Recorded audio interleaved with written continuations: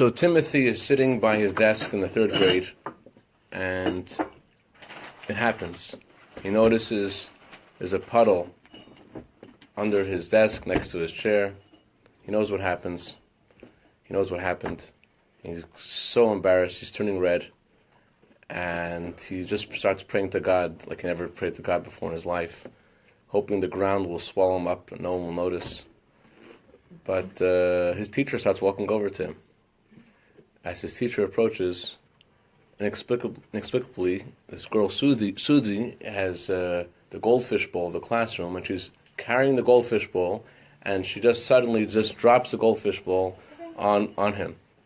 And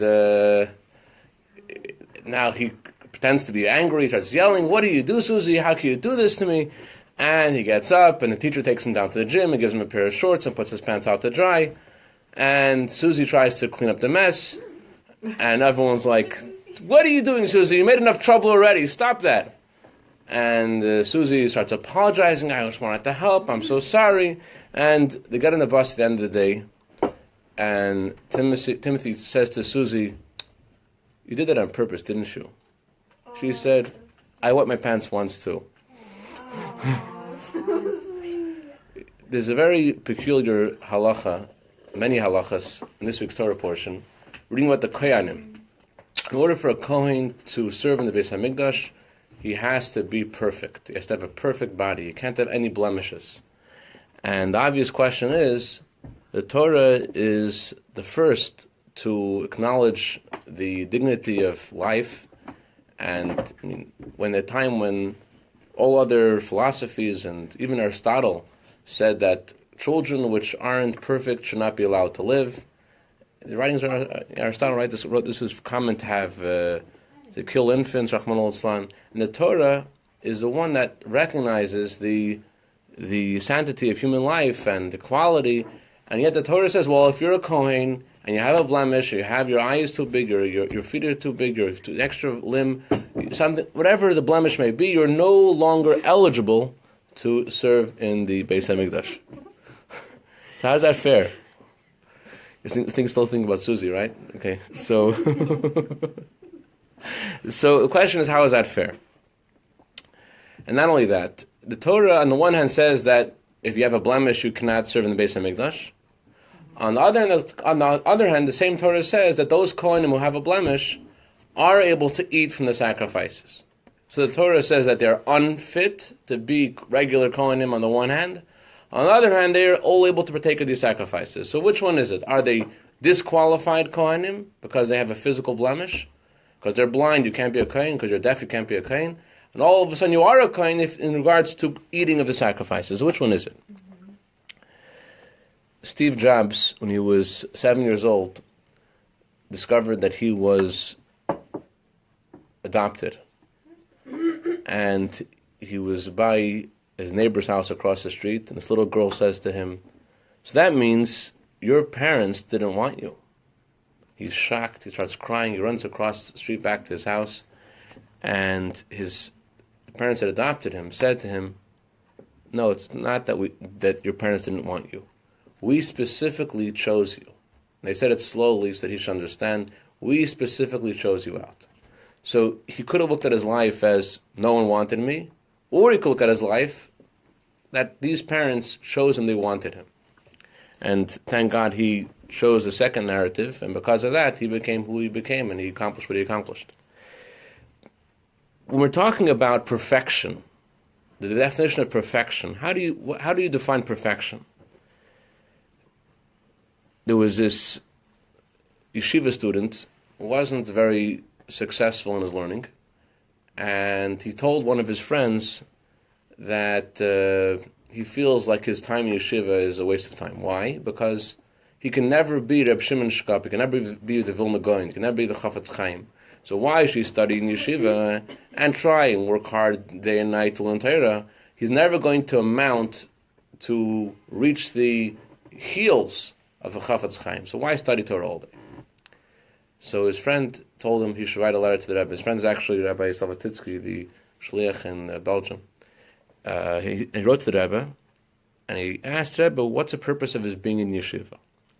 The Rebbe responded to him that he doesn't understand the question. It says in the Torah, the purpose of why a person's created, why did God create everyone, is to serve God. It doesn't say to become a lamdan, it doesn't say to become a genius, it says to serve God. So the Torah's definition of perfection isn't to fit into a certain mold. It's to be what God wants you to be. That's what perfection is. Fulfill your purpose. Then it's your purpose. That's perfection. Perfection is fulfilling your purpose. So people ask, like, how come a woman can't have an aliyah?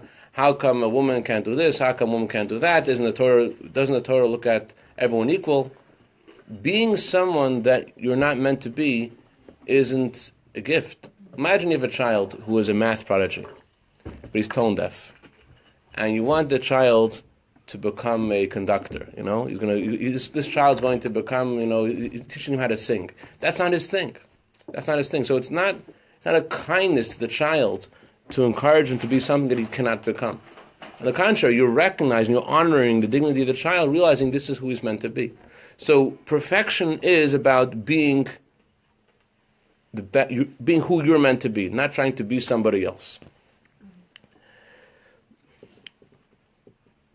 You chose your spouse. Is that an insult to everybody else? Is that an insult to all men? Is it an insult to all women? If you chose this woman, not any other woman? No, that's the one that's meant for you. That's not an insult to anybody else. That's just who fits for you. That's the right person for you. It doesn't insult anybody else. Imagine if someone told Einstein's parents that they want Einstein to become a basketball player. Or imagine if Steve Jobs became a painter. There's nothing wrong with being a basketball player, nothing wrong with being a painter, but that wasn't his thing. So the Torah looks at perfection as doing what you're meant to do. It's being who you could be with the talents that God gave you. Does that make sense? Okay. So, but there are people that have physical blemishes, and the Torah says that their perfection isn't serving the Beis Hamikdash. You know why? Because they were summoned to do something else. It's not that if you look at serving in the temple, serving the Beis Hamikdash as perfection, in a way that could be like idol worship. The only thing that could really be good is if you serve in the temple. You be like everybody else. Social convention. You have to fit in with everyone else. Then that's perfect. That's beautiful. But the Torah says that everyone has a different role, and those who have blemishes have a different role. But how come Hashem didn't just make them not kohanim if He wanted them to know that that's not their job? Very good question. Let's figure out what a Kohen is and what their job is. What were they summoned for? If their job is not to serve in the temple, so what are they summoned for? What is their role? There's a beautiful teaching of the Baal Shem Tov. It's printed in memoirs of the previous Rebbe. The Baal Shem Tov once summoned one of his Chassidim, and he wanted him to reach out to another Jew who had left Yiddishkeit a long time ago. And Baal Shem Tov said to him like this: there's a pasuk, Yerdi hayam bin aniyos, oisam lachem mayim rabim. There are those who go down to the sea in ships, and they work in the great waters. Baal Shem Tov said the word ship, in Hebrew, aniyos, has two translations. Aniyos means ship, it also means woe is me, oy vey. The neshama comes down to this world. It comes down to the water. It comes down to a place of challenge. And there are some neshamas which have ships, they have boats, they have a safe haven. They're born to parents that educate them in the way of Torah and mitzvahs, and they're doing okay. And there are other neshamas which don't get into a ship when they come to this world. They get into aniyos, different kind. They get into a whole challenging situation. So Baal Shem Tov says that there's a third group of Jews. They are the ones who oisam lachem mayim rabim, those who do work in the great waters to help those who have gone into aniyos, to help those who have gone into a difficult situation, and to help them guide them back. The job of a Kohen is to bring a Jew and to help him reach the Beis Hamikdash, to help him reach the holy place. There are some Jews that get to the Beis Hamikdash, to get to the holy place, and the Kohen guides them to ascend to Hashem. What about people that never get to the Beis Hamikdash? What about people that never think about going to the Beis Hamikdash? Think about the Pesach Seder, coming out to Pesach Sheni. What about Jews who never get to the Passover Seder? So they're missing something. So the job of a Kohen is to help people reach the Beis HaMikdash, but those who cannot reach the Beis HaMikdash, there are the kohanim that have the blemishes, they are more equipped to deal with those people which are spiritually imperfect. In other words, because they don't have a delusional veneer of perfection, they're more sensitive to somebody else who has a spiritual blemish. Because they're not perfect physically, they're able to be more sensitive to someone else who's not perfect spiritually. And that's why their mission isn't to serve in the Beis HaMikdash and to do to look in the most holiest and beautiful place and everyone to clap for them while you serve in the Beis HaMikdash. You did this. Their job is to be on the outside of the Beis HaMikdash and help those broken neshamas, broken souls, help guide them to the Beis HaMikdash. This also helps understand the narrative in the beginning of the Torah. It says that God created the sun and the moon. It says God created the sun and the moon equal. And then God made the moon smaller. And he relegated the moon to work in the nighttime and the sun to work in the daytime. And when Mashiach comes, the moon is again going to be as bright as the sun. What does this story mean? There are neshamas which are like the sun. They work in a holy place. There are neshamas that their job is to be in the darker places. Their job is to reach out to people which are in a darker place. And because of that, they have to go away from the daytime, to go to a darker place, and to be able to reach out to those people which aren't in that holy place. And because of that, they lose some of that light that the sun has.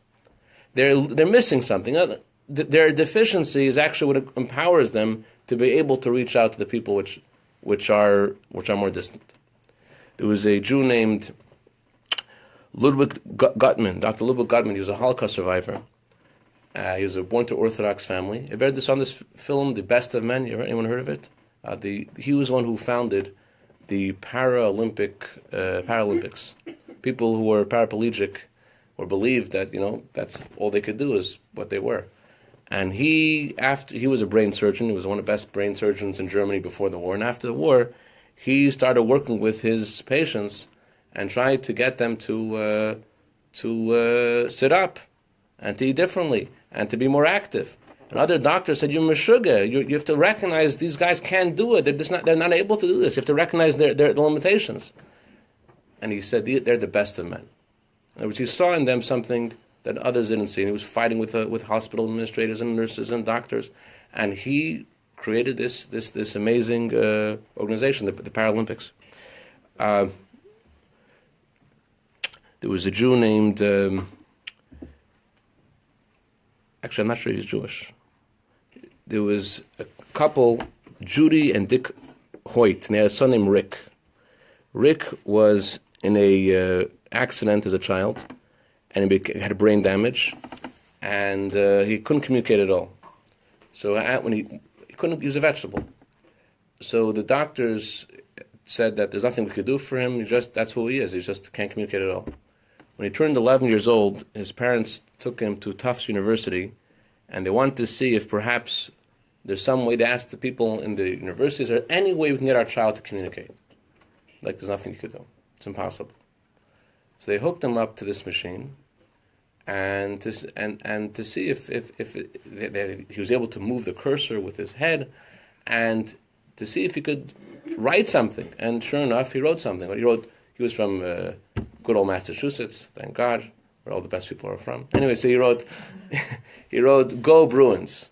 Remember the Bruins? Boston Bruins. Okay. Anyway, so he wrote "Go Bruins," and his father, everyone was shocked, and they told him a joke. He laughed. They realized this guy has stuff going on in his head.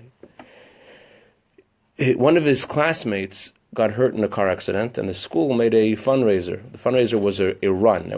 They were making a charity fundraiser that people would run miles for the benefit of that child that got hurt. So this boy, Rick Hoyt, he said that he wants to be part of it. He says, "Dad," he wrote with the cursor thing, I want to do this." And his father, never exercised at all, and to go run was like impossible. But his son wants to do it, so he did it for his son. And they ran, and his father said that he was so worn out, he was sore for 2 weeks. And eventually, his son said to his father afterwards, he wrote with that machine, he said, for the first time in my life, I didn't feel like I was disabled. And his father decided he wants to develop this. And he brought his son to the Boston Marathon. And they really worked out so much that they made it to 40th place. Not 40th place. They made it 40 minutes slower than the world's record in the Boston Marathon. But the amazing thing is like this: the doctors examined his father years later. He had some heart condition. They discovered his arteries were 95% blocked. And they said, had he not been in such good shape, he would have died 15 years ago. So his son, by getting his father involved in running, actually saved they saved each other's lives. There's a school in New York called Chush, and there was it's for kids who are not able to make it into regular schools. And sometimes kids develop and they go and they join regular school, and sometimes they don't. So there was this man who was speaking at one of their dinners. His son's name is Shaya. And he says, my son doesn't understand things other kids can understand. So everything God made is perfect. Where is the perfection in my son? Everyone in the audience is like aghast, like, what can you say to a father like that? Where is the perfection in my son? So the father said, I tell you what I think the answer is. The perfection is in the reaction that people have to my son. He said the following story, true story. He said that he was once walking with his son, passing by a baseball game. And his son said to his father, Dad, I want to join the game. And, this kid had all these physical defects, and it was impossible for him to join the game in a regular way. But the father said, his father wants to do it. So ask the guys, can my son join the game? So the pitcher says, well, listen, it's the 8th inning. We're down they were down by 6 points. Maybe we'll try to get him up to bat in the 9th inning. So they played that inning, and they made 3 points. And then there's a 9th inning, and they had bases loaded. The true story. And the father thought, they're not going to let my son go up now. This is the clincher of the game. This bases loaded, bottom of the 9th. But they did. They let him go up to bat, and the boy couldn't really maneuver the bat. But the pitcher just lobbed him the ball, and the boy couldn't do it. But another kid came and held the bat with him, and they just touched the ball. And it's run. And the pitcher could have easily got the ball and threw it to first. But he threw the ball way over into right field, and he made it to first base. And the right fielder got to him and was like, run. And he made to second base. And then they run, go keep on going. He never run like that in his life. The Shia boy never run in his life like that. He ran to third base, and the right field threw it over the third baseman's head. He got the idea. And he made it all the way home. When he got home, so all the both teams picked him up on their shoulders. Go, Shia, you're our hero, So the father said, these boys, they reach perfection. That's perfection. Sometimes the perfection isn't in what you see, but it's in your reaction to it. So the bottom line is that in the Torah's commandment about the Kohanim, that some Kohanim who have blemishes cannot serve in the Beis HaMikdash, the Torah is telling us something for each of us. The Torah is saying, when you see something in your life, you see a challenge, something that you see like it's just impossible. You see something that's a challenge for you, and you failed because of this challenge. And you may look at that, well, this was something that just brought me down, and I couldn't advance further in life. But it could be that your mistake and your failing and your challenge makes you more sensitive to help someone else out.